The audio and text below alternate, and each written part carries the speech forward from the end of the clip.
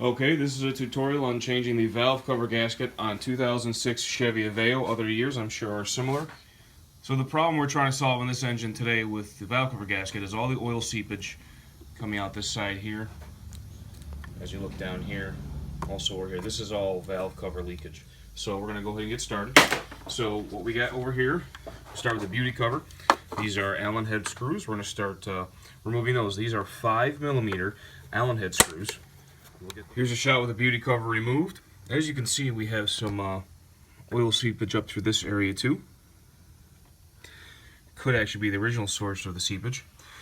But there's also valve cover gasket parts that go around those spark plug tubes, which I can show you right now. So this is the new valve cover gasket, and we're actually getting leakage around this area from the looks of things. These are all 10mm bolts that will have to come out all the way around the perimeter. We also have a couple pairs and this single one here.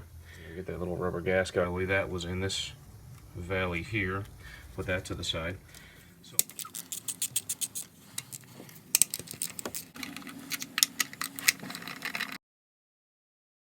Okay, so this plug will have to be removed, and if we can look down in here well enough, you can see there's a wire, a metal clip wire.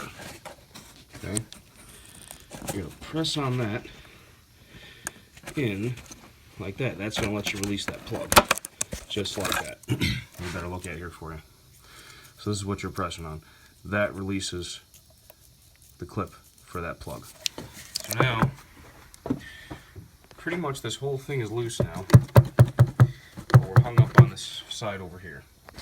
And it looks to me, there's a clip underneath here that holds this timing cover out of the valve cover. I'm going to work on just prying that up.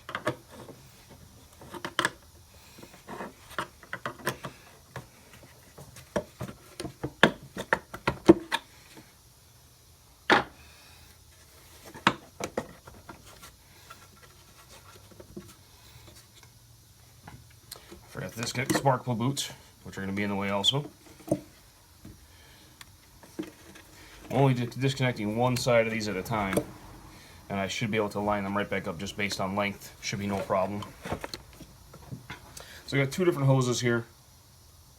I'm going to work on disconnecting those, and then it will be totally free. So that's what you're looking at with the valve cover completely off. This is a good time to inspect your timing belt properly here. I don't know if I can get all the way underneath there with the camera or not, but you can get down there with your own face, look for cracks, look for problems with the time. Well, this time it looks good. It wasn't replaced that long ago, I don't believe. And then this is the valve cover here. And I think that the problem why this is actually leaking, this seal would have been replaced when they did the timing belt last. And it looks to me like someone got a little bit overzealous with the red RTV sealant. Areas like this that are nice and flat, these really didn't need RTV sealant.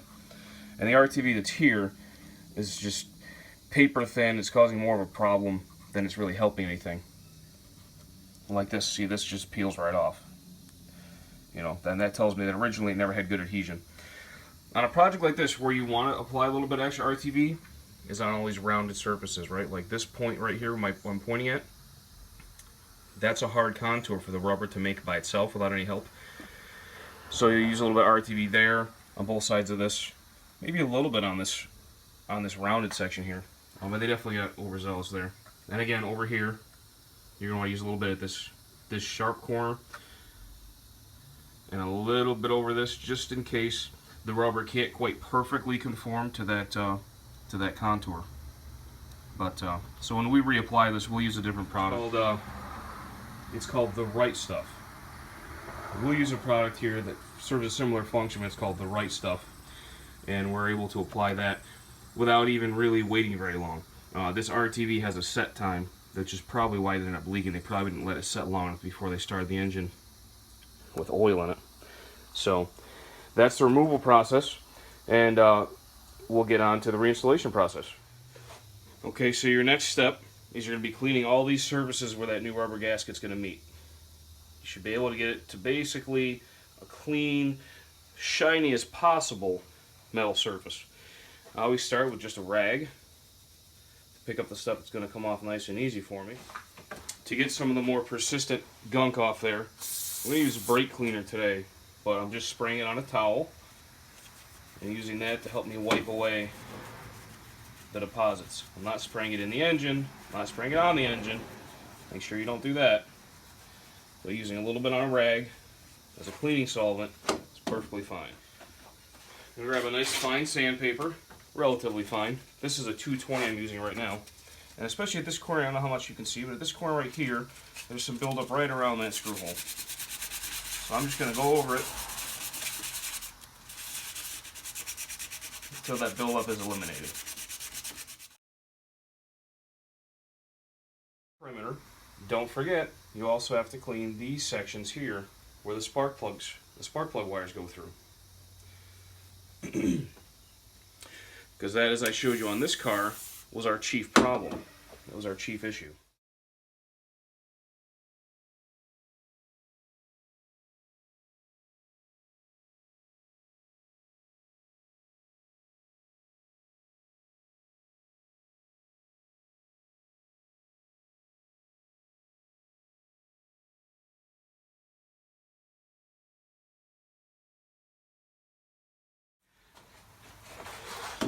Okay, so I did have some tough spots where the deposits were harder in these areas, primarily. I used a Dremel tool on a very low speed with a flap disc, a sanding flap disc, just to help me get through those, because those were hard deposits right there. For whatever reason, they were worse than anywhere else on the top here. So now we can move on to getting the valve cover ready for us. Okay. So part of the valve cover gasket kit is that there's O-rings around every one of these bolt holes that we took. 15, if I'm counting right. Okay, so for that, I use a 45 angle hook tool. Okay, that's going to let me pop the O-rings right out.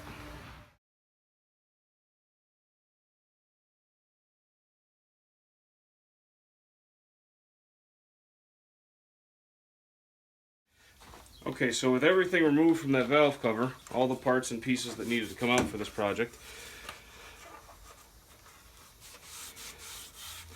I took the valve cover outside, sprayed it down with some engine degreaser spray. Then I hosed it off with some water inside and out. And now I'm just going to go through and make sure all the water is back out of it again, because you don't want just water in your oil system.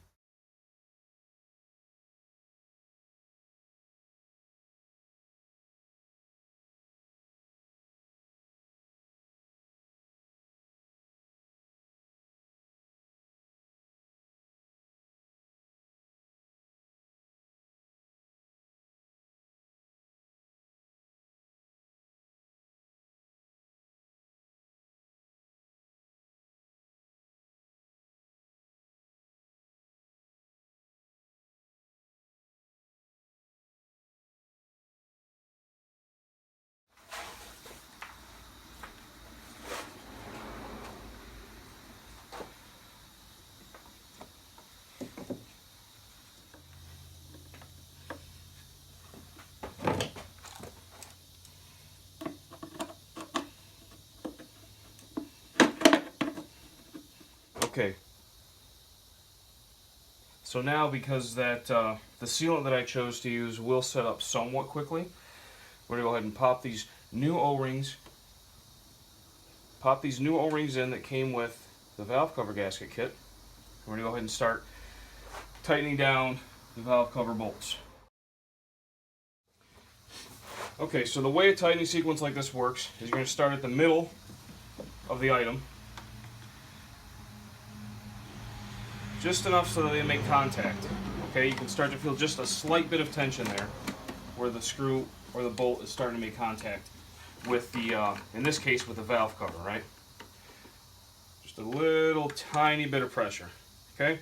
And it's important to start in the middle, because that's going to help you evenly spread that pressure across the whole valve cover, okay?